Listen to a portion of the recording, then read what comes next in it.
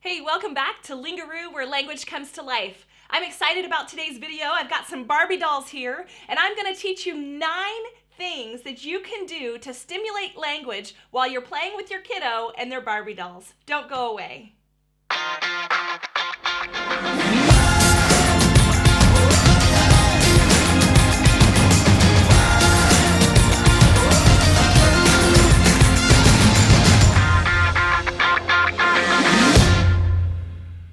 Alright guys, welcome back to Lingaroo, where language comes to life. As I said, I am super excited about this video today. I went into my daughter's room and acquired some Barbies, and I will tell you, if I'm just being honest, we're keeping it real, right? I am most excited that I was able to find clothes for all of the dolls. For some reason, I don't know what it's like at your house, but at our house they go swimming in the bathtub, and then for whatever reason, very rarely do they regain their clothing items. So that was a win. So we're gonna start with that this morning, but I just wanted to give you guys some ideas, some strategies of how you can incorporate language stimulation into moments when you are playing Barbie dolls or with other types of dolls with your child. I don't know about you, my daughter is 6 and we are in the throes of the Barbie season. She loves playing with the Barbies. She loves to get me or my husband involved in the process, and it's just really fun to see her engaging with the dolls and wanting to interact with us, and it's a great time that we can work on some of the language stimulation activities that we've been talking about here at Lingaroo in the context of a play environment. So we're going to be talking about that today, and I'm going to give you 9 ideas. Stick with me to the end because even though I'm telling you about 9, I have a special instruction at the end of the video, and then I also have a special offer for you that I'm going to throw out there that I hope you'll want to take advantage of. So don't leave us. Like I said, you'll want to stay to the end. So guys, let's dive in as we're talking about playing with our Barbies. Obviously, one of the easiest, best things to do as we're talking about the Barbies is to use the Barbie as a way to teach body parts. So, you can talk hair, eyes, nose, mouth, ears, arms, feet, legs, whatever it is. It's a replica, right, of our bodies, and we can relate to the Barbie and point to the Barbie. And then as we're doing that, the next thing you can work on is possessives, right? I hope you watched the video about morphology, where we talked about those little endings that we put on the ends of words that change the meaning, right? So this is Barbie's dress. That little z show that it belongs to Barbie, right? So that's one thing that we could target is possessives. Within this, you can work on possessive pronouns, right? This is her dress. And then you can turn it to your child and to yourself, and you can say, look at Barbie's eyes. Where are my eyes?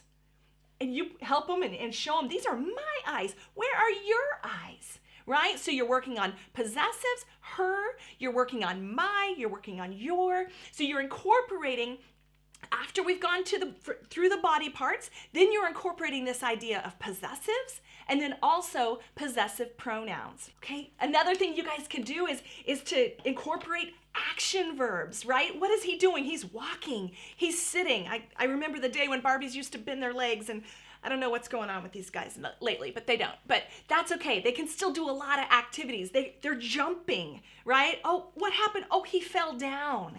Where is he? He's asleep, right? He's riding his bicycle. Well, maybe not that bicycle. Maybe she's riding her bicycle.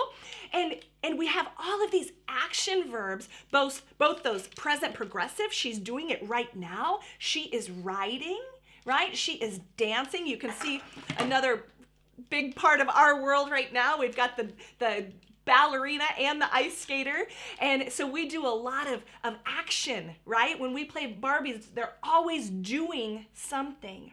The next thing you can do is to model questions and answers. Where is Barbie? Oh, look, she's on her bike, right? Or she's at dance class. So you're modeling both the question and the answer. Another great thing that you can do is to talk about their clothing items, right? To teach shirt, pants, If you can find socks and shoes, good on you. I could not.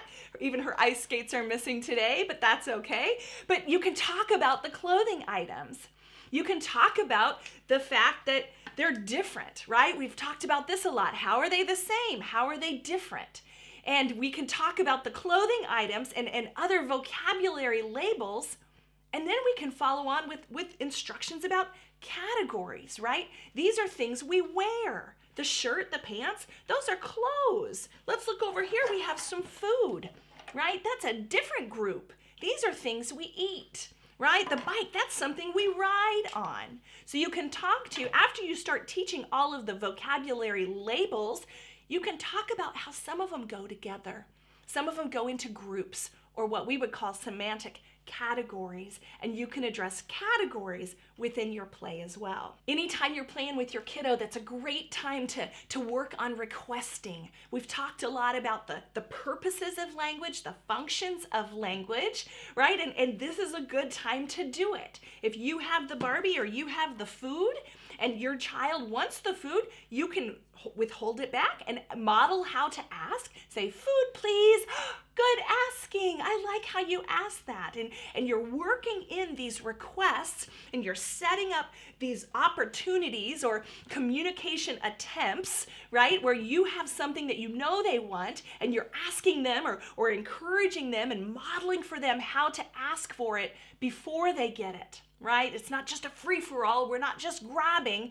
In the context of this activity, you want to set up some opportunities, put some barriers in there, and put the barrier there so that they have to request, they have to ask you in order to obtain the desired item. Another thing we can do, and I will warn you as I was going over this and kind of talking through it to myself, planning what I was going to talk about on this video, when I got to this part, my daughter told me it was a little creepy, but so you can be the judge of that. But what I was thinking was, what if we use Barbie and Ken to talk about eye contact? Right? This is especially important if you have a kiddo on the autism spectrum or a kiddo who maybe we're worried about being on the autism spectrum. We can use these dolls. They turn their heads. They can look at each other. They can look at you as you're talking. Oh, I like how you looked at my eyes. Good looking, right? And so you can move their heads and talk about eye contact as you're playing with the dolls. Along those lines, the last thing I want to talk about is just social routines. Social pragmatics. We've talked about kind of the rules of conversation, right? Those social greetings. Hi guys, hi, how are you, right?